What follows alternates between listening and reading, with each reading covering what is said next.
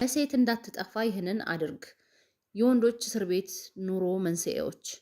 አልጋን ከተቆጣጠረች ህይወትን ትቆጣጠረዋለች።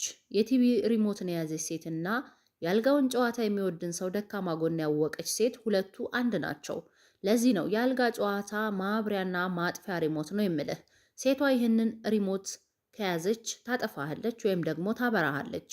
ቁልፉ ያለው እሷ ጋር ነው። ትኩረትህን ለማስቀየስ ቁልፉን ይዛ ትቆጣጠረሃለች። እስኪ ዛሬ እውነቱን እናውራ። ብዙ ወንዶች በፍቅር ግንኙነት ውስጥ አይደሉም፣ በአልጋ አቅርቦት ውስጥ ናቸው፣ ወይም ደግሞ ስሜታዊ የጊዜያዊ ስሜት ውስጥ ናቸው። ፍቅር ብለው በሚጠሩት የአልጋ ጨዋታ ግንኙነት ውስጥ ናቸው። በሴት ምክንያት እየጠፋ ያለበት ህይወት ምን አይነት ነው? ወይም ደግሞ በሴት እንዳትጠፋ ህይወትህን በሙሉ ሴት ልጅ እንዳትበክልብህ ይሄ ኑሮህ መፍታት እየፈለክ መለያየት እየፈለክ እስር ቤት ሆኖብሃል። ያ የሆነበት ምክንያቱ አንተና አንተ ነህ። ለምን ብትለኝ አንተ በምትሰራው ስህተት ነው። እነዛን ስህተቶችን ዛሬ እነግርሃለሁ፣ እንዴት አድርገህ ደግሞ እንደምትተዋቸው ወይም ደግሞ በሴት እንዳትጠፋ ምን ማድረግ እንዳለብህ እነግርሃለሁ። ለሳቢሳ ሚዲያ አዲስ የሆናችሁ ሰብስክራይብ አድርጉ። ሀሳብ አስተያየታችሁን ኮሜንት ላይ ጻፉልኝ። መልካም ቆይታ ይሆንላችሁ። አንደኛውና የመጀመሪያው የአልጋው ጨዋታ ድክመት መሆኑን ታውቃለች። እንደ ጦር መሳሪያ ትጠቀምበታለች። አንተን መቆጣጠር ስትፈልግ አልሰጥህም ትልሃለች። አንተ እንድታሟላላት የምትፈልገው ነገር ሲኖራት ደግሞ ትሰጥሃለች። አንድ ዙር እንደሰጠችህ ከመሪ ወደሚለምን ወደ አንድ ትንሽዬ ሕፃን ልጅ ትለወጣለህ። ይሄ የሚሆነበት ምክንያት አንተ ያልጋው ጨዋታ በጣም ትልቁ ድክመትህ ስለሆነ ያን ድክመትህን ደግሞ ገልጠህ ስላሳያሃት ያንን ነገር ተግባራዊ ትጠቀምብሃለች። በደካማ ጎንህ ልትጠቀምብህ ትፈልጋለች። የአልጋ ስሜት ሳይኖራት ቀርቶ አይደለም፣ ሊኖራት ይችላል። የአልጋ ላይ ጨዋታው ፍላጎቱ ይኖራት ይሆናል። ግን ያንተ የመጀመሪያው ድክመትህ የአልጋው ጨዋታ መሆኑን ስለምታውቅ ልትጠቀምብህ፣ የምትፈልገውን ነገር ልታሟላብህ ትፈልጋለች፣ ልትቆጣጠር ትፈልጋለች። ይህ ግን ፍቅር አይደለም፣ በስሜት ማታለልና ብዝበዛ ነው እንጂ ስለምትወድህ ስለምታፈቅርህ አይደለም። አንተም ብትሆን ደግሞ ፍቅር ውስጥ ነኝ ብለህ ከሆነ ተሸውደሃል። ራስህን እያታለልከው ነው። ይሄ ስሜት ነው። አንተ ያልጋውን ጨዋታ ብለህ ሌላውን ነገርህን ሌላውን ህይወትህን እየጎዳህ ያለህበት ይሄ እስር ቤት የሆነ ትዳር፣ እስር ቤት የሆነ ፍቅረኝነት፣ አንተ ራስህን በስሜት እያታለልከው ነው እንጂ እየተበዘበስክ መሆኑን አላወቅም። ፍቅር ውስጥ አይደለህም። ፍቅር ውስጥ ነኝ ብለህ እንዳታስብ። ስለዚህ በቻልከው መጠን በአልጋ ላይ ወይም ደግሞ ያልጋውን ጨዋታ ደካማ ጎንህን ማሳየት። ደካማ ጎንህ እንኳን ሊሆን ይችላል፣ ወይም ለአልጋ ጨዋታ በጣም የምትሸነፈው ወንድ ልትሆን ትችላለህ። ግን በቻልከው መጠን ባታሳየው ይመከራል። ሁለተኛው የአልጋው ነገር ሙድህን የሚቆጣጠርህ ከሆነ እሷ ደግሞ አላማህን ትቆጣጠረዋለች። ለአፍታ የህይወት አላማህን ታቅዳለህ። ቀሚሷን እንዳወለቀችልህ ህልምህንና ፍላጎት ሁሉ ይከስማል። አልጋ ላይ ትሞታለህ። የተሳካልህ ይመስልሃል። ወንድሜ ስማኝ፣ ተሳስተሃል። በምኞት እየተመራህ ነው። ካሰብክበትም በፍጹም አትደርስም። አንተ ጥሩ ስሜት ላይ ወይም ደግሞ ራስክን ተቆጣጥሬ ያለው ብለህ እያሰብክ የእሷን ገላ የእሷን እንዳሌ ወይም ደግሞ ራቁቷን ስታያት በስሜት የምትገዛ ለአልጋው ጨዋታ ሙትት የምትል ከሆነ እሷ ትቆጣጠረሃለች። አላማህን፣ ህይወትህን፣ ብዙ ነገርክን፣ ጉልበትህን፣ ጊዜህን፣ ገንዘብህን በሙሉ ህይወትህን ነው የምታበላሽና የምትቆጣጠርህ። አንዳንድ ወንዶች እኮ አሉ ይሄ ከእርግዝና እንትን ማለት እርግዝና መከላከያ የሆኑ ወንዱ ማድረግ ያለበትን ነገር ሳያደርግ እየቀረ በስሜት እየዋለለ አወላልቃ ሳያት እሷ ግን አርግዛ በልጅ ሊቆጣጠረው በልጅ ሊያዘው ምናምን ነገር በሚል ህይወቱን እስር ቤት የምታደርግበት ብዙ ሴት አለች። ያ የሆነበት የወንዱ እንዝላልነት ነው። በቃ በጣም ላልጋው ስሜት ወይም ደግሞ ላልጋው ነገር ሙዱ ስለሚቀያየር ወይም ደግሞ አልጋ ላይ ሲሆን ሌላ ፍጡር፣ ሌላ እንስሳት፣ ሰው፣ ሌላ ሰው ስለሚሆን ያንን እንኳን መጠቀም አይችልም። ኖ እኔ እንዲህ አይነት ነገር እንድትጠቀም አልፈልግም ካለችው እሽ ነው የሚል። ላልጋው ስሜት ተገዝቷል። ስሜቱን ቅድሚያ ስላስቀደመ ከህይወቱ ያኔ እሷ ምንድን ነው የምታደርገ? አላማህን፣ ህይወትህን ትቆጣጠረዋለች። እስር ቤት ውስጥ እንደገባህ ቁጠረው። ሶስተኛው አልጋውን ጨዋታ ብቻ ሳይሆን ውሳኔህንም ትቆጣጠረዋለች። ወይም ደግሞ በአልጋ ላይ ባለህ ነገር ብቻ ሳይሆን በሙሉ ህይወትህን ውሳኔህን ነው የምትቆጣጠርብህ። በገላዋ ስታማልልህ ሁሉንም እሺ ትላለህ። ሁሉንም እንድትሰጥህ እሺ ትላለህ። ባለችው ትስማማለህ። ሁልጊዜም ያለምንም ግጭት ገላዋን እንድትሰጥህ እምቢ ማለትን ታቆማለህ። እነማንን መተው እንዳለብህ ትነግርሃለች። በገንዘብህ ምን መስራት እንዳለብህ ትነግርሃለች።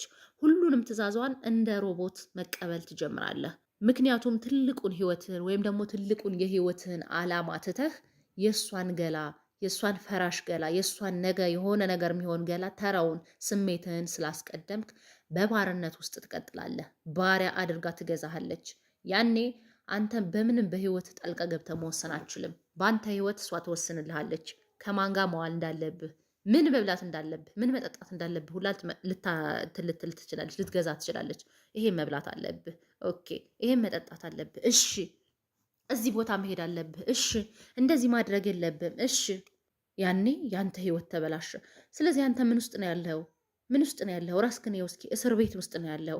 ለዛውም በጣም ትልቁን የህይወትን እስር ቤት። ይሄ አንዳንድ ጊዜ ከሞቱት በላይ ካሉት በታች የሚባሉ ሰዎች አሉ።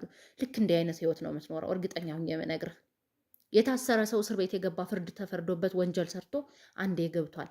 አንተ ግን ፍርድ ሳይፈረድብህ ወይም ደግሞ ወንጀል ሳሰራ በስሜት ብቻ ትገዛታለህ። ባሪያዋ ታደርግሃለች። አራተኛው በድብቅ የተፈራረምክባት ኮንትራት ትሆናለች። እራሷን ልትሰጥ ተዘጋጅታለች። የምትፈልገው እስካለ ድረስ ዝግጁ ናት። ሰጪ ጌታ ነው። ጌታ ይቆጣጠራል። ተቀባይ ሁሌም ቢሆን ሎሌ ነው። ሎሌ ይታዘዛል። በሂደት አንተን ማክበር ታቆማለች። ምንም እንኳን ከገላዋ በቀር ምንም አንተን የምትገዛበት ነገር እንደሌላት ብታውቅም ድካምህን ትጠቀመዋለች። ደካማ ጎንህን መጫወቻዋ ታደርገዋለች። በገላዋ ትገዛሃለች። ከዚህ በኋላ የእሷ ሰው አይደለህም። እንዳባወራም አትመለከትህም። እቃው የሚቆምለት አሻንጉሊት ነህ። አየህ፣ አንተ ከአሻንጉሊት ትንሽ የምትሻለው ሲነካኩ ሲደባብሱህ ቢያንስ የሆነ ስሜትህ ይለዋወጣል። መጫወቻዋ ነው የምታደርግ። በድብቅ የተፈራረመችው የሆነ ኮንትራት ቤት ያስገባችው ሰራተኛዋ ምንም ክብር የማታከብርህ ምክንያቱም ላልገው ጨዋታ ስሜታዊ እንደሆንክ በገላዋ እንደምትገዛ ካወቀች ሴት ልጅ እንዳሻንጉሊት ነው የምትጫወትብህ። ይሄ ምን አባቱ ምን ለሱ እኮ ቲሸርት ማውለቅ ይበቃል፣ ለሱ እኮ ዳሌን ባሳየው በቂ ነው፣ ያኔ በርከክ ነው ማደርገው ትላለች። ለምንድን ነው እንደዚህ አይነት ወንድ የምትሆነው? ራስህን ያው ተቆጣጠረው። አምስተኛው የሴት ገላ አምሮት የበዛበት ወንድ የማስጠንቀቂያ ደውሎችንና ምልክቶችን ችላ ይላል። አሁን አንተ ጋር ያለች ሴት ጨካኝ ሆናብሃለች። አነጋገሯ ክብር የለውም። አንተን በመውቀስ ትበዘብዛለች። እስኪ መልስልኝ ይሄን ጥያቄ። በመውቀስ የምትበዘብዝ ከሆነ ክብር ከሌላት ወይም ደግሞ ጨካኝ የሆነችብህ ከሆነ አንተ ላይ በምታደርገው በእያንዳንዱ ነገር ለአንተ የሚሰማ ጨካኝ ከሆነችብህ ክብር እየሰጠችህ እንዳልሆነ እየበዘበዘች እንደሆነ እየተሰማህ ነው። ለምንድን ነው ከዚህ ሴት ጋር ያለው? ምክንያቱም ታውቀዋለህ። ግን ለምንድን ነው? ባልጋ ስላስደሰተችህ? ሌላ ምን ሊሆን ይችላል? ክብር ማሰጥ ከሆነ የምትበዘብዝ ከሆነ ጨካኝ ከሆነችብህ ሌላ ምንድን አይነት ጥሩ ጎን ሊኖራት ይችላል? አልጋው ላይስ ጥሩ ናት? ወይም ደግሞ አልጋው ላይ ጥሩ ስለሆነችልህ በዝምታ ታልፋታለህ። በንትርክ ውስጥ የምትቀጥለው አንተን እንዴት መጋለብ እንዳለባት ስለምታውቅ ነው። ፍቅር ውስጥ አይደለህም፣ እስር ቤት ነህ አንተ። ፍቅር ነው ዊ እንደዚህ እኮ ነው። ፍቅር እኮ ያጋጥማል። ፍቅር ውስጥ መጨቃጨቅ፣ መጣላት፣ መነታረክ አለ። ውሸት። አንተ በእንደዚህ አይነት ሁኔታ ውስጥ ካለ ፍቅር ውስጥ ሳይሆን ያለው ስሜት ውስጥ ነህ። በገላዋ ታስረሃል። በገላዋ ውስጥ ነው ያለ። በገላዋ ባልገው ጨዋታ አስራ ይዛሃለች እንጂ ፍቅር ውስጥ እንዳልሆን ራስህን ልታውቀው ይገባል። ስድስተኛውና የመጨረሻው ትክክለኛ ወንድ ምኞቱን ይቆጣጠራል። ምኞቱ ሴትን እንድታሟላለት አይለምንም። ወይም ደግሞ ምኞቱን፣ ፍላጎቱን፣ የሚፈልገውን ነገር ሴት ልጅ እንድታሟላለት በፍጹም አይለምንም። የሴት አእምሮቱን የሚቆጣጠር ወንድ ከጊዜያዊ ደስታ ይልቅ ሰላሙን ያስቀድማል። ከጨዋታ ይልቅ የትኩረት መስኩን ይመርጣል። ነፍሱን ከነጣቂ አሞራዎች ይጠብቃል። ትክክለኛ ወንድ ምኞቱን የሚቆጣጠር ነው እንጂ ባልጋ ስሜት የሚገዛ ወንድ አይደለም። እነዚህ 5 ነገሮች ስነግር ባልጋው ስሜት የምትሸውድ እንዴት አድርጋ ህይወትክን እስር ቤት ውስጥ እንደምትከትብን የነገርኩ። ግን ትክክለኛ ወንድ በሴት የሚመራ አይደለም። ወይም ደግሞ ሴት ምኞቱን እንድታሳካለት አይፈልግም። ጊዜያዊ ደስታን በሚል ሰላሙን ማጣት አይፈልግም። ሰላሙን ያስቀድማል። ከጨዋታ ይልቅ የነገውን ትኩረት፣ ይሄ ጥሩውን ነገር፣ መልካሙን ስራውን ቅድሚያ ይሰጣል። በመጨረሻም ልብ በል፣ እርካታህን የምትቆጣጠረው ከሆነ አእምሮህንም ትቆጣጠረዋለች። ስትደባብስህ እሷ እንድትወስን የምትፈቅድ ከሆነ የት መድረስ እንዳለብህ የምትወስነው እሷ ናት። ዘያቀበ አስኪቶ ያቅብ ህይወቶ ብልቱን የሚቆጣጠር ወንድ ህይወቱን ይጠብቃል እንደማለት ነው። አንተ ብልትህን፣ ሰውነትህን፣ አካልህን፣ ገላህን የምትቆጣጠር ወንድ ከሆንክ ህይወትን እንደተቆጣጠርከው ልታቅ ይገባሃል። የሴት እስረኛ መሆን የለብህም። ባልጋ ጨዋታ፣ በተረው ነገር ለደቂቃዎች ስሜት ብለህ ህይወትህን ልታጣ አይገባም። 40 ዓመት 50 ዓመት እንግዲህ ብዙውን እድሜህን መኖር የምትችለው በደስታ መኖር የምትችል ወንድ ግን ደግሞ ለአልጋ ጨዋታ ብለህ በሴት እየተገዛ ሴት ልጅ እየገዛችህ ህይወትህን ማጣትና ዋጋ መክፈል የለብህም።